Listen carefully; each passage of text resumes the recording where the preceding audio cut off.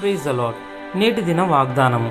నేను నా తండ్రి వలన అధికారం పొందినట్టు జయించుచు అంతం వరకు నా క్రియలు జాగ్రత్తగా చేయువానికి జనుల మీద అధికారము ఇచ్చేదను.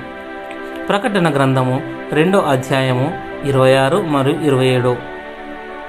నీవు పొందిన శక్తిని ఏదో విధంగా నీవు వినియోగించాలి.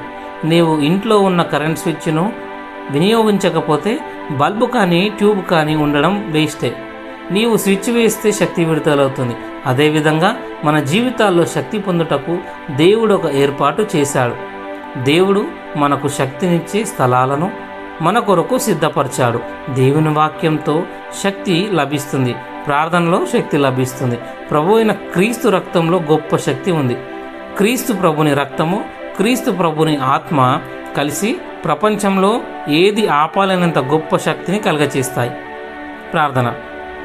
పరిశుద్ధాత్మ దేవ, నీ బలం శక్తి కలిగినప్పుడు, దేవుడు మాలో ఉన్నప్పుడు మేమంతా నీ గొప్ప పరిపూర్ణ శక్తిని పొంది నీ కొరకు గొప్ప కార్యాలు చేయాలని కోరుకుంటున్నాం.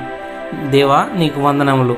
నా యజమాని చేతులు శక్తివంతమైన ఆయుధంగా మార్చబడుతున్నట్లు నూతన శక్తితో నన్ను నింపుమని ప్రార్థిస్తున్నా. యేసయ్య నామంలో ప్రార్థిస్తున్నాం తండ్రి. ఆమెన్.